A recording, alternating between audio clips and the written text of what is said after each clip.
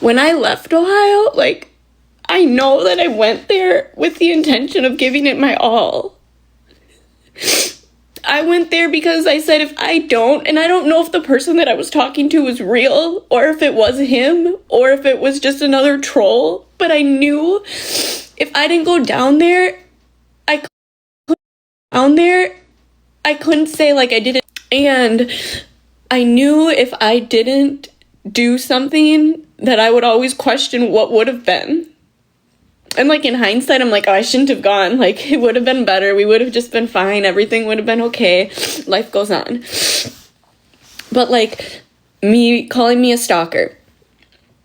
Again, I don't know if this person I was talking to was real that night, or if it was him and he did know that I was coming, because, you know, I've definitely talked to him on the app thinking that it was another person. So be careful, again, like I said, who you're talking to, because sometimes it might be the creator who's just trying to pull you back in.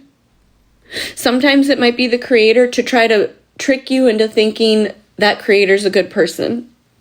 Or they're trying to still benefit or use this platform as a business. To clear up the air with anything else, my dad does live just down the block. If I do leave, he does come here. My children, my son, they're never left unattended. And my son is of age to stay home alone if he wanted to. But it's just crazy to think that I would leave them unattended and abandon them for a man.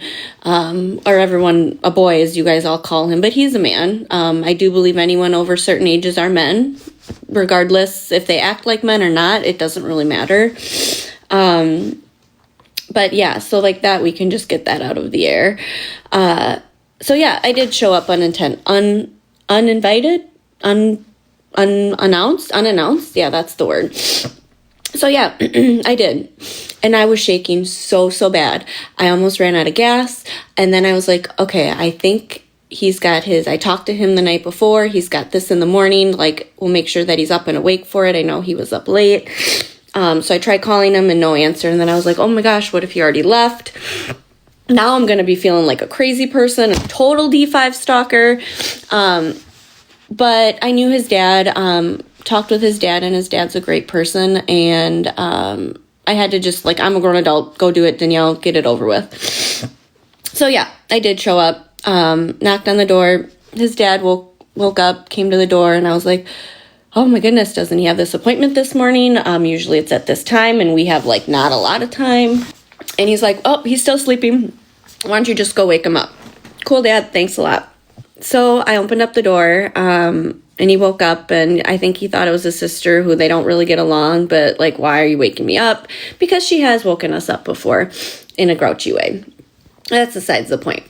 But then so he was sitting up, and once he realized it was me, he opened up his arms for me to come lay down next to him, and he was just super thankful. And we kind of chatted, like that conversation's personal, but you know, the things that he said, like he was thankful that I was there. This second time around, like going down there, like something just didn't feel right. And I didn't know if it was because of me.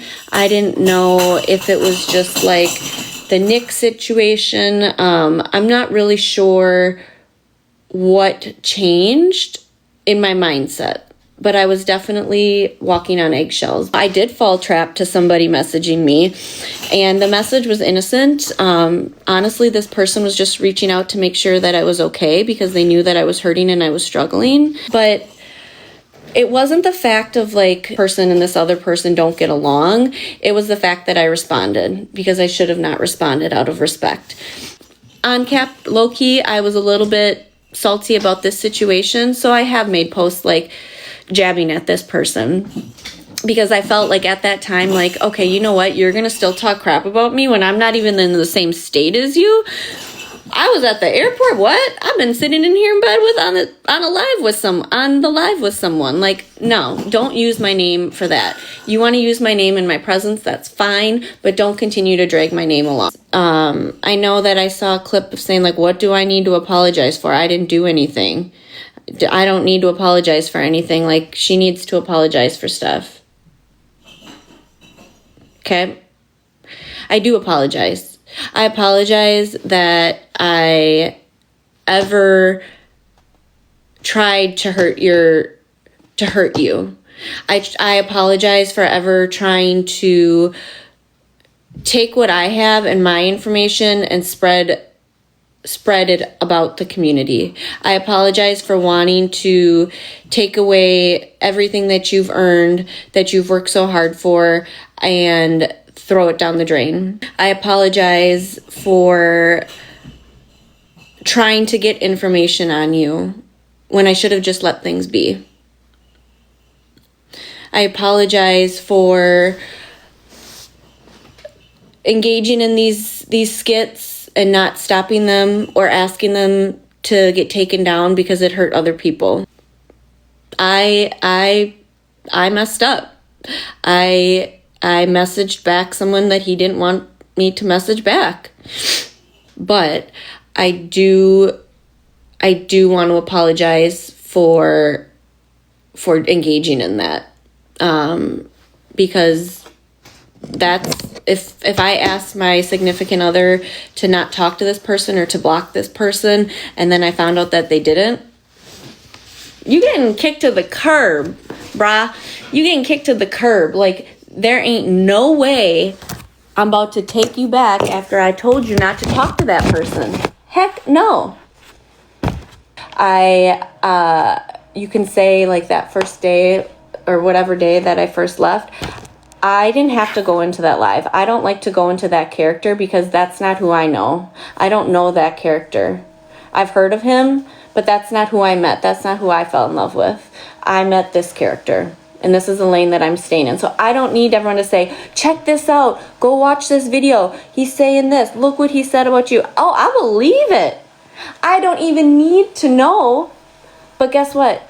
It's not going to change. Like, I got my stuff. I packed up. Went in the house after, crash out session was done. And all I said was, I'm going to leave. And you know what? He said, fine, stay. Have a good life. So, like, there's no chasing. He's not chasing me. I'm not staying there begging to stay. Like, that kind of relationship is toxic.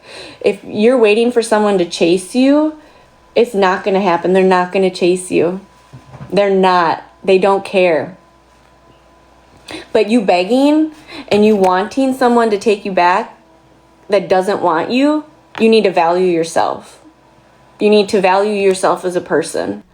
And you want to know something? Nobody, that person didn't check up on me. They didn't call me. They didn't text me. Maybe on these fake accounts they did. I don't even know at this point anymore. Maybe some of them were real. I don't even know. Maybe that was his way of, like, making sure I was okay, but, like, still being the big tough guy. I don't know. But, like, don't be a tough guy. Be a real man. And, like, show that you care about someone if you care about someone. Because I have to close that chapter. But I thought he was so excited when I showed up. Like, I know he's home. I know that he's still there. So I messaged a few people in the app, in the chat that I knew would be there. And they're like, hey, he's going to be live. And I thought, like, my initial thought was he was waiting. He was like, I can't wait for her to come back. Like, the week before, he's like, I just wish she was here. I can't wait for her to come back for her birthday. So I was like, I can't wait for him to be live in his little studio. And then, like, the chat start to talk to him. And then I would knock on his door and I would be there videoing him, like, while he's live. Like, I was so excited for that because I was like, I could surprise him and be there for him. And, like, that's me going out of my way. So I thought, I didn't get that first time. Like, before I leave town, let's try that. And, of course, he saw me pull in. And I don't know if I was messaging him or if this person was real. And he did know I was coming. I don't even know. But I showed up and he was like, what are you doing here? And he had just started his live. And I think, like, he was genuinely in shock. But then, like, we sat down and all he did was, like, hold my hand the whole time that he was live. And then I look back at videos of him saying, like, she just showed up, fam. Like, unannounced, like, I'm scared and this and that. And, like, I didn't think you were scared when you were like holding my hand and trying to reach for my hand, like, and wanting me to be closer to you. And like, yeah, I do sit on my phone when you're live. A lot of the times I watch, I tap, I support you. And so like, I don't need to be in your live all the time. So like for me, I don't have to sit there and like engage with them. That's your job. That's your stuff.